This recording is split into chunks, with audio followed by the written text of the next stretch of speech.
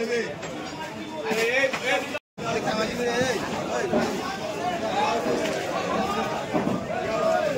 আছি দীঘা মোহনা মাছের বাজারে। বৃষ্টি পড়ছে, রেনকোট পরে। বুঝতেই পারছো যে তোমরা যে বৃষ্টি হোক আর যাই হোক, আর যেটা কাজ তো কাজ করতে হবে। আর বেশি দেরি না করে একেবারে যাবো হচ্ছে মোহনায় কি কি মাছ এসছে এবং ইলিশের চাহিদাটা কেমন আছে কি নেই সেটা পুরোটাই দেখে নেবো এবং আপনাদের সঙ্গে অবশ্যই শেয়ার করছি। এইটা হচ্ছে সামনে হচ্ছে দীঘার গেট এবং দীঘার গেট থেকে সামান্য একটু এলেই হচ্ছে ওল্ড দীঘা যাওয়ার আগেই হচ্ছে দীঘা মোহনা। আমি একবার আপনাদেরকে দেখিয়ে দিই দীঘা মোহনা এবং আজকে আপনারা ভিডিও দেখবেন যে দীঘা মোহনার অ্যাড্রেসটা আমি অবশ্যই দীঘা মোহনা এবং সকলে আমার এটা যায় দীঘা এবং এখান থেকে দীঘা মোহনার দূরত্ব হচ্ছে এবার কত কিলোমিটার দেখে 2.44 কিলোমিটার। তাহলে চলুন যাও যাক দীঘা মোহনার দিকে।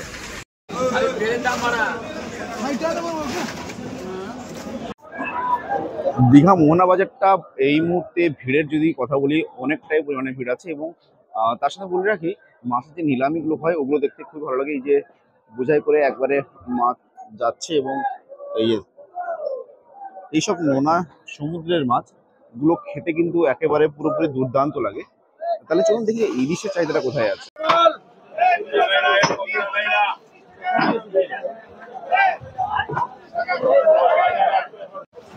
এই মুহূর্তে দেখুন মাছগুলো একেবারে পুরোপুরি টাটকা আছে এবং প্রতিটাতে এদের যারা যারা যেসব কোম্পানিগুলো কিনেছে ওদের সব নাম লেখা হচ্ছে এবং এই যে সব রিক্সায় করে সব মাছগুলো সব লোড হচ্ছে এবং লোড হওয়ার পরে মাছগুলো চলে যাবে বরফে। এখন যেহেতু মাছগুলোতে একটু পরিমাণে বরফ নেই এবং ইলিশের যদি কথা বলি এই মুহূর্তে বাজারে ইলিশের পরিমাণটা অনেকটাই কম আছে। এইটা দেখুন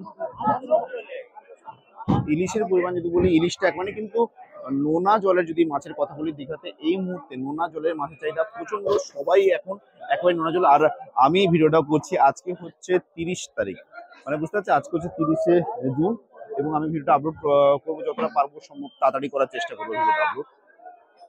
কোথাও আমি ইলিশের দেখতে পাচ্ছি না, সব জায়গায় দেখছি যে নোনা জলের মাছের চাহিদাটা অনেকটা পরিমাণে বেশি আছে এবং শুনুন এখানে একটা নিলামি হচ্ছে, এখানে যাই।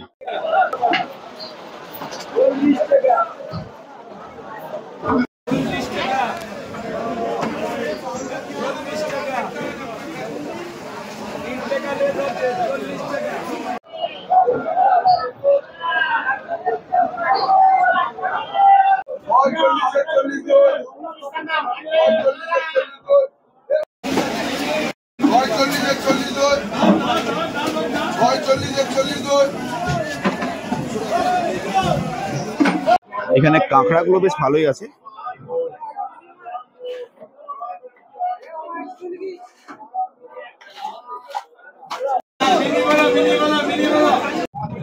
এইগুলোতে কি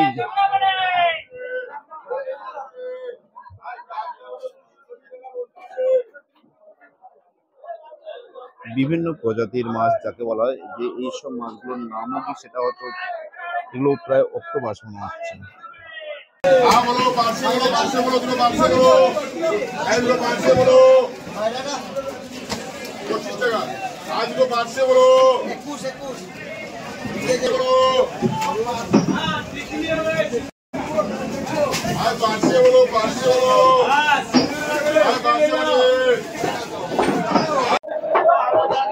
দীঘাতে এই মুহূর্তে যদি কথা বলতে গেলে সামুদ্রিক মাছের চাহিদাটা অনেকটাই বেশি। যে পরিমাণে মনে হচ্ছে ইলিশের চাহিদাটা একেবারেই দেখা যাচ্ছে না, কিন্তু যদি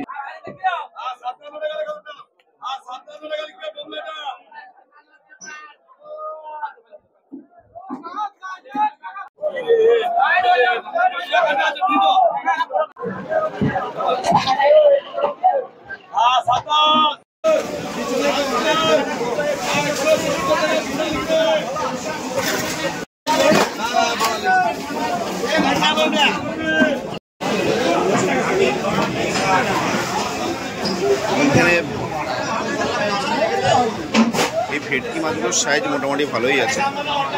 দীঘার বুকে আজকে যদি বলা যায় অনেকটা পরিমাণে কম আছে ইলিশের চাহিদা, অন্য সব মাছের চাহিদা মোটামুটি আছে।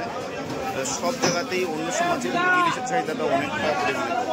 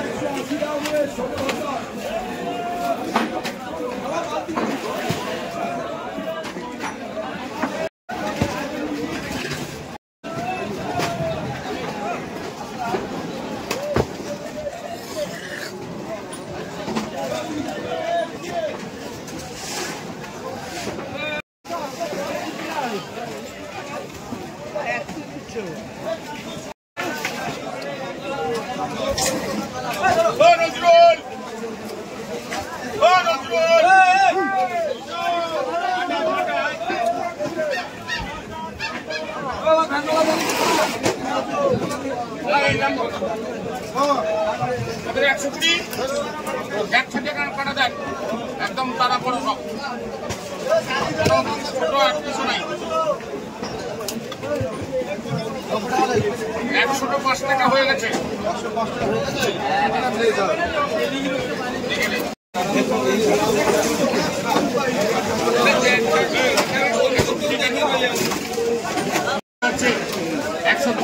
টাকা 104 টাকা আছে কানাডা 104 টাকা কানাডা 104 টাকা খেতে দিন জিবু তোমাকে জমা ছাড়িব।